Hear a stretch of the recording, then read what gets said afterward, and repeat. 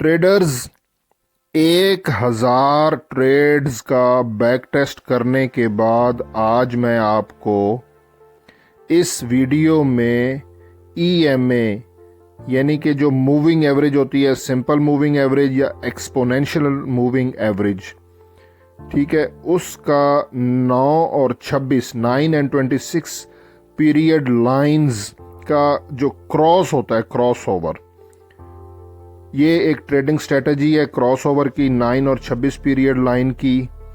कहाँ पे बाय करना है, स्टॉप लॉस कहाँ पे आएगा, TP कहाँ पे आएगा। 1000 ट्रेड्स का बैक टेस्ट करने के बाद क्या मिस्टेक्स थी, ये डेमो पे मैंने 1000 ट्रेड्स लगाई, कहाँ पे मिस्टेक की जो कि नहीं करनी चाहिए थी, और इसका बिल्कुल 90% से ऊपर इसका अगर आप रिजल्ट लेना चाहते हो, EMA 9 और 26 पीरियड लाइन, EMA 9 और 21 भी है, मैं आपको वो भी इसी वीडियो में बता दूंगा कि 9 और 26 पीरियड जो क्रॉस ओवर है वो बेस्ट है या 9 और 21 है। बहुत ज़बरदस्त वीडियो होने वाली है। वीडियो को अगर आपने स्किप किया तो आपको बात समझ नहीं आएगी। वीडियो को शुरू से लेके आखिर तक देखें ताकि आपको पूरी बात समझ आ सके। अस्सलामु अलैकुम वरहमतुल्लाहि वबरकातुहू। इय्याका नअबुदु व इय्याका नस्तईन @VIP फॉरेक्स सिग्नल्स 99 से हसन आवान मुखातिब हूँ।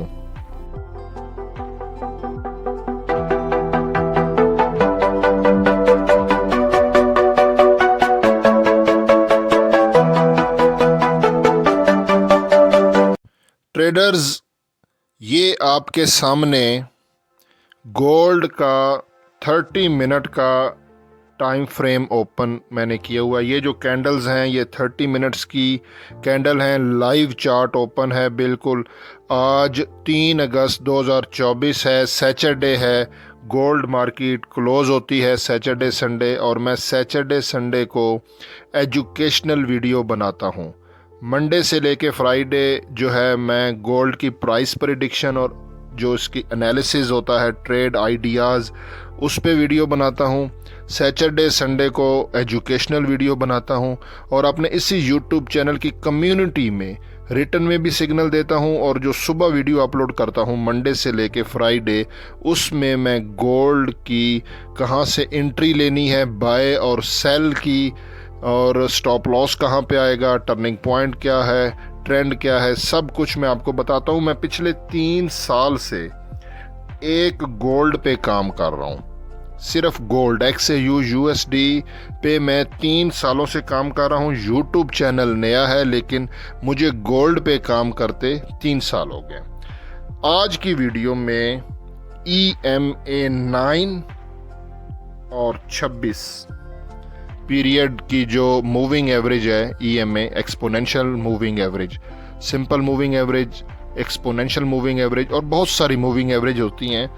9 और 26 पीरियड की जो मूविंग एवरेज का जहाँ पे क्रॉस होता है, हमने एंट्री कैसे लेनी है, इसकी एक्यूरेसी कितनी है, एग्जिट कहाँ पे होना है, इसमें मिस्टेक्स क्या हैं, मैं आपको लाइव बताता हूँ। ये सबसे पहले मैं आपको शुरू से बताता हूं कि ये मैं मूविंग एवरेज पे आ गया हूं। अच्छा, ये देखें, ये मैंने 9 यहाँ पे लिखा हुआ है, ठीक है ना।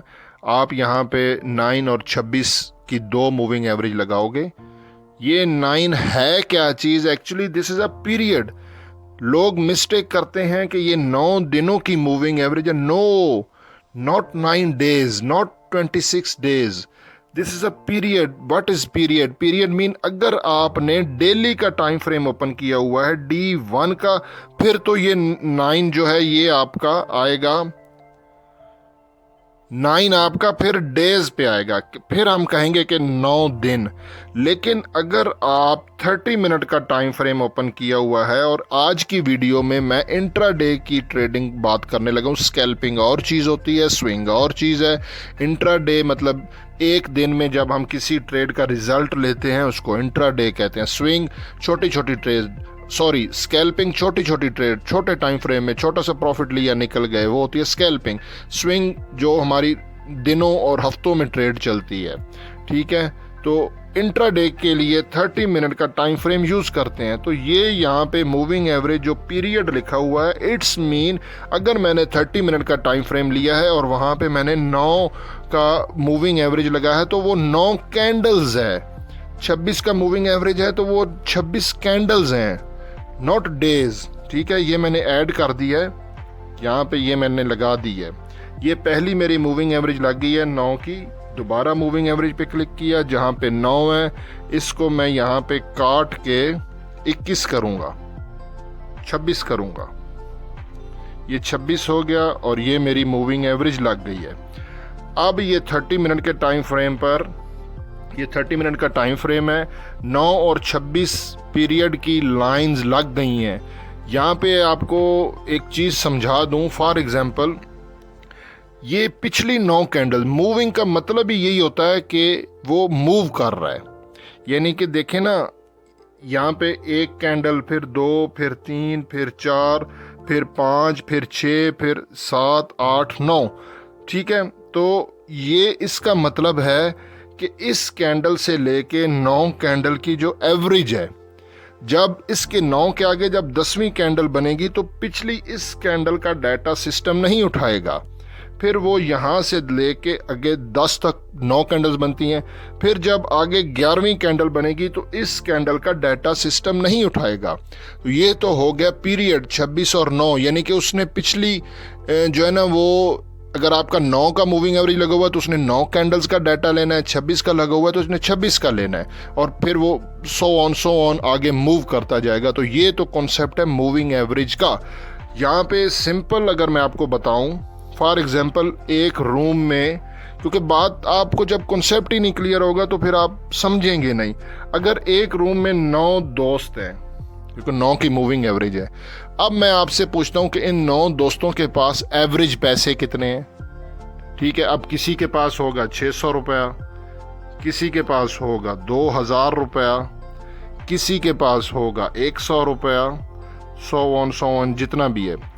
अब 9 बंदों के पास जितना पैसा है, ठीक है, 9 लोगों के पास, आपने उसका टोटल कर दिया, जो भी आंसर आता है उसको आपने 9 पे जब डिवाइड करेंगे, तो एक एग्जाम्पल दे रहा हूँ, वो आ रहा है 70।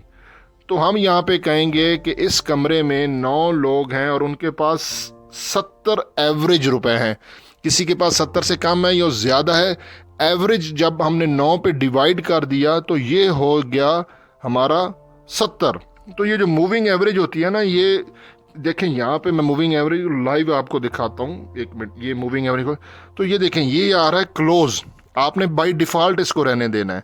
जो कैंडल होती है ना, कैंडल, उसका देखें, जो भी कैंडल फॉर्म होती है उसका एक हाई होता है, ऐसे कैंडल होती है ना, नीचे भी विक होती है। तो ये इसका हाई है, ये इसका लो है, ये इसका ओपनिंग प्राइस है और ये इसकी क्लोज प्राइस है अगर ग्रीन कैंडल है। अगर रेड है तो फिर ये इसकी ये वाली ओपनिंग प्राइस है और ये क्लोज है, ठीक है। ऊपर हाई और नीचे लो। मूविंग एवरेज जो है ना वो क्लोज लेता है, चाहे रेड कैंडल हो तो वो उसका क्लोज पॉइंट लेगा, और अगर ग्रीन कैंडल है तो भी क्लोज पॉइंट रहेगा। आपने बाय डिफ़ॉल्ट जो मूविंग एवरेज का आ रहा है आपने वही रखना है। सिर्फ यहाँ पे आपने 26 और जो है 9 लगा देना है। बात क्लियर होगी, कुछ भी नहीं करना।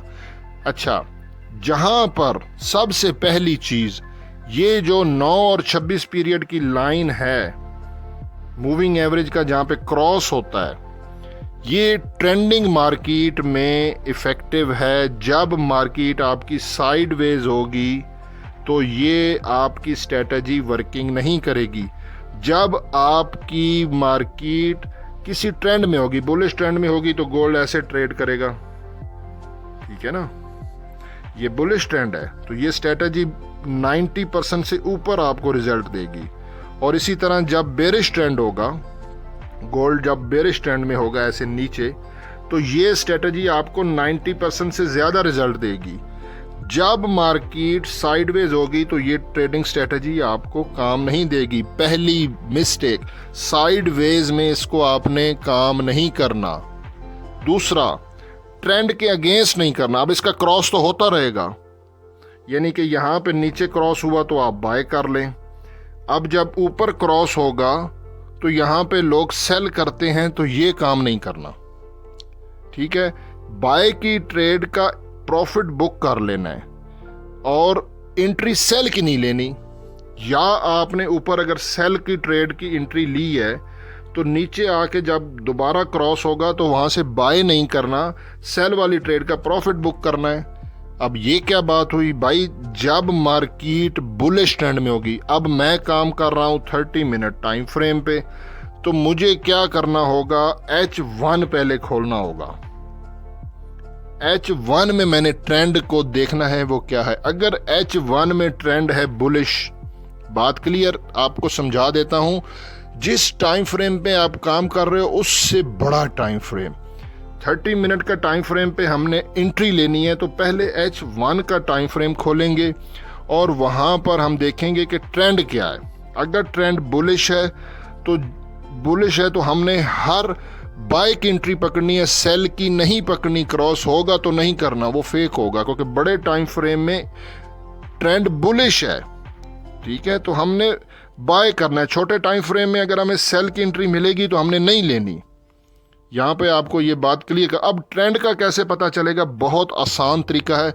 एक तो मैं अपने से यूट्यूब चैनल की कम्युनिटी में मैं जो है ना वो टर्निंग पॉइंट देता हूँ, ठीक है, टर्निंग पॉइंट दे देता हूँ लिखाया कि मेरा फॉर एग्जांपल टर्निंग पॉइंट है 2400 गोल्ड का, एग्जांपल दे रहा हूँ। अगर मार्केट 2400 के ऊपर है तो वो बुलिश ट्रेंड है, अगर 2400 से नीचे है करंट मार्केट, मेरा जो मैसेज आया हुआ है वो है कि गोल्ड मार्केट का जो टर्निंग पॉइंट है वो 2400 है, और करंट मार्केट अगर 2380 पे है तो वो बेरिश ट्रेंड है, अगर 2410 पे है 20 पे है तो वो बुलिश ट्रेंड है।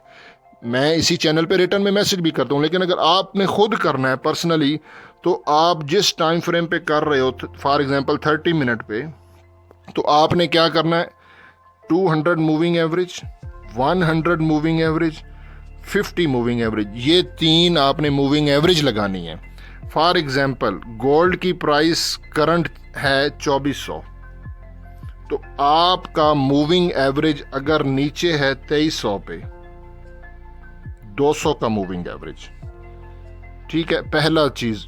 तो आपका 100 का मूविंग एवरेज जो है ना वो 2300 से ऊपर होना चाहिए। 2310 है, 2320 है, 2330 है, जो भी है व्हाटएवर, कोई मसला नहीं है, लेकिन 2300 से ऊपर हो। 200 का मूविंग एवरेज आपका 2300 पे है तो 100 का मूविंग एवरेज 2300 के ऊपर हो, 20, 30, 40, 50, लेकिन करंट मार्केट से नीचे हो। और इसी तरह 50 का जो मूविंग एवरेज है वो फिर उससे ऊपर हो, यानी कि यहाँ पे 50 का मूविंग एवरेज की प्राइस है ये 2360 है, 100 के मूविंग एवरेज की प्राइस आपकी जो है वो 2340 है, और 200 के मूविंग एवरेज की प्राइस आपकी पूरी 2300 है, और गोल्ड मार्केट की करंट प्राइस फॉर एग्जांपल वो है 2400। तो इससे हम कहेंगे ये बुलिश ट्रेंड है, लेकिन ये सीक्वेंस होना चाहिए, सबसे नीचे प्राइस 200 की हो, फिर 100 के मूविंग एवरेज की हो, और उसके बाद फिर 50 के मूविंग एवरेज की, और करंट प्राइस इन तीनों से ऊपर हो, तो ये बुलिश ट्रेंड है, ठीक है। ये आपने H1 में चेक कर लेना है, और इसी तरह यही सीक्वेंस आ जाएगा कि अगर करंट प्राइस नीचे व्हाटएवर जो भी प्राइस है वो नीचे है, 200 मूविंग एवरेज की प्राइस जो है ना वो सबसे ऊपर है, ये 200 मूविंग एवरेज की प्राइस जो भी है, उसके नीचे 100 की है, उसके नीचे 50 की है, और यहाँ पे करंट मार्केट की प्राइस इन तीनों से नीचे, और ये सीक्वेंस होना चाहिए। इसका मतलब है ये बेरिश ट्रेंड है। ये आपको ट्रेंड का पता चल गया, ठीक है। अब यहाँ पे जो मिस्टेक होती है, फॉर एग्जांपल 30 मिनट का टाइम फ्रेम ओपन है, ठीक है, 30 मिनट का टाइम फ्रेम ओपन है, और मुझे ये पता है कि मेरा ट्रेंड बुलिश है, H1 में बुलिश है। तो जब मार्केट नीचे यहाँ पे क्रॉस बनाएगी तो मैं बाय कर लूंगा। फॉर एग्जांपल ये क्रॉस है, तो मैंने यहाँ पे बाय करना है, ठीक है। यहाँ पे ट्रिपल कंफर्मेशन के बगैर एंट्री नहीं लेनी। ट्रिपल कंफर्मेशन कैसे है, आप यहाँ पे लगाओगे RSI, जब बाय करना होगा तो आपकी जो RSI की प्राइस है, ये देखें नीचे जो भी है, क्योंकि अभी तो गोल्ड चल नहीं ना रहा, आपकी उस वक्त RSI की प्राइस जब बाय करेंगे तो वो जितना नीचे होगी, अगर 20 पे होगी तो बहुत अच्छा है, 30 पे होगी तो बहुत अच्छा है, क्योंकि ये वो लेवल है RSI का, ये ओवर सोल्ड है। इसका मतलब है अब यहाँ से गोल्ड बाय में जाएगा। तो जब नीचे क्रॉस हो, पहली चीज़ तो ये है कि आपने ट्रेंड के साथ ट्रेड करनी है, हमने हमेशा बाय करना है। उस वक्त आपने RSI की प्राइस देखनी है। अगर RSI की प्राइस 50 से नीचे नीचे की है तो एंट्री ले लेनी है। ठीक है, ये बात क्लियर होगी। इसके ऊपर है तो फिर ये फेक सिग्नल है, फिर आपने एंट्री नहीं लेनी। जितना RSI नीचे होगा, डिप में होगा, वो ज़्यादा बेस्ट रहेगा। दूसरा, आप स्टॉप लॉस कैसे लगाएं? ये जो आपका क्रॉस है ये सपोर्ट के पास बनना चाहिए।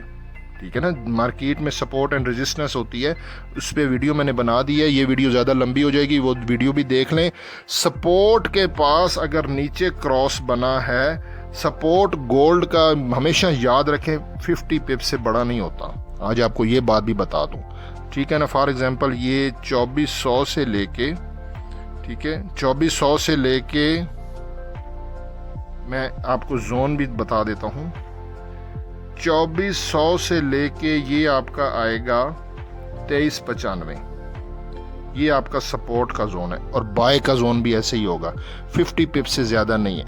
तो आपने 2400, 2399, 2398, 2397, जब आपके सपोर्ट के पास आपका आपकी 9 और 26 पीरियड लाइन का जब क्रॉस हो तो वहाँ से बाय कर दें।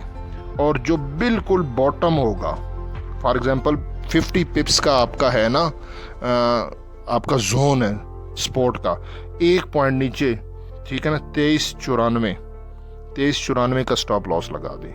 ये मैं आपको सीक्रेट बता रहा हूँ, 50 पिप्स का आपका जोन होगा। ठीक है, और ये ऊपर भी आपको ऐसे ही काम देगा। अच्छा, अब यहाँ पे जो राज की बात है, आपने एंट्री लेनी है 9 और 26 पीरियड की लाइन की, क्योंकि ये 26 कैंडल पे आपको देगा। जैसे ही आपको एंट्री मिल जाए सपोर्ट के पास, आपने बाय करना है। अगर ट्रेंड डाउन चल रहा है तो रेजिस्टेंस के पास से आपने सेल करना है। ठीक है, और उस वक्त आपका RSI, हाँ, सेल करते वक्त आपका RSI जितना ऊपर होगा, 70 पे होगा या 80 पे होगा तो वेल एंड गुड है। अदरवाइज वो जो है ना, वो 50 से नीचे ना हो, 60, और यहाँ पे RSI ये होता है ओवरबोटेड जोन, वहाँ से गोल्ड फिर नीचे आता है। ठीक है, ये वो बात कर रहा हूँ कि अगर 30 मिनट का टाइम फ्रेम लगा हुआ है, H1 में ट्रेंड बेरिश है तो हमने सेल करना है। तो सेल करते वक्त जब ऊपर से क्रॉस बने तो आपका RSI 70, 80, 60 इस लेवल पे हो। ठीक है, और फिर जोन मैंने आपको बता दिए हैं कि जोन 50 जो है ना, वो 50 पिप्स होता है गोल्ड का, तो आप 50 पिप्स का SL लगाएंगे, इससे बड़ा नहीं। 50 पिप्स से ज़्यादा का लॉस हमने बुक नहीं करना। और जब वहाँ पे क्रॉस फिर नीचे हो, फॉर एग्जांपल ऊपर क्रॉस हुआ है, जैसे कि ये क्रॉस है, ठीक है, ये यहाँ पे देखें 9 और 26 पीरियड का ये क्रॉस हुआ, और इसको यहाँ पे हमने प्रॉफिट बुक कर लिया। दोबारा फिर जब बाय का एंट्री मिलेगी तो बाय करेंगे, सेल नहीं करेंगे जब तक टर्निंग पॉइंट ब्रेक नहीं होता, मैं जो कि रिटर्न में दे देता हूँ। और यहाँ पे जो एक सीक्रेट है, एंट्री आप लें 9 और 26 पे। जब एंट्री ले लें तो आप 26 पीरियड वाली लाइन को रिमूव करके वहाँ पे 21 कर दें। ये मैंने बैक टेस्ट किया है, आपको बहुत राज की बात बता रहा हूँ, क्योंकि ये 26 कैंडल पे आपको एंट्री देगी तो एग्जिट हमें टॉप पे होना है, मैक्सिमम प्रॉफिट लेना है। तो ये 26 वाला आपको एग्जिट लेट बताएगा, 21 आपको जल्दी बता देगा। ठीक है, ये आपने एंट्री लेते वक्त 9 और 26 पीरियड की लाइन लगानी है। जब आपको एंट्री मिल जाए स्टॉप लॉस आप लगा दो। अब टीपी की जो बात है तो उस वक्त तो आपने देखना है कि ऊपर जो जहाँ पे क्रॉस हो, फिर आपने 26 पीरियड की लाइन हटा के 21 की लगा देनी है, और 21 का जब टॉप पे क्रॉस होगा तो आप ट्रेड से एग्जिट हो जाएंगे, और दोबारा फिर 21 को हटा के 26 लगा देंगे, और दोबारा फिर जब एंट्री बाय की मिलेगी तो बाय करेंगे, अनलेस जब तक आपका ट्रेंड रिवर्स नहीं होता। बाकी इस चैनल पर डेली मैं सिग्नल भी देता हूँ, यूट्यूब चैनल की कम्युनिटी में भी मैसेज करता हूँ। कोई व्हाट्सएप और वो कम्युनिटी नहीं है, मैं कोई वो ड्रामा नहीं करता हूँ, मेरे लिंक से ज्वाइन करें। बहुत बड़ा ड्रामा है, वो लोग ब्रेक इवन करवाते हैं। They are not traders, they are just YouTubers. ठीक है ना, ट्रेडिंग माफियाज हैं।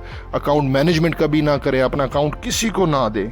ट्रेडिंग सीखें, ये लाइफ चेंजिंग काम है। ये गाड़ी वाले को रोड पे ले आती है और रोड वाले को गाड़ी पे। और कोई ऐसा काम जो आप बगैर सीखे करोगे, इतना बड़ा काम आप बगैर सीखे यार कैसे कर सकते हो? जलेबी बनाने के लिए सीखना पड़ता है, जलेबी बनाना आप और मैं नहीं बना सकते। और आप ट्रेडिंग करने चले और कहो यार मैंने सीखना नहीं है, दैट्स रॉन्ग। आप अपने और अपने माँ बाप का पैसा ज़ाया करोगे। ट्रेडिंग सीखो, मैंने प्लेलिस्ट बनाई हुई है बहुत कुछ, फिर ये आपकी लाइफ चेंज कर सकता है। बाकी हसन अमान को दुआ में याद रखिए। अल्लाह हाफिज़।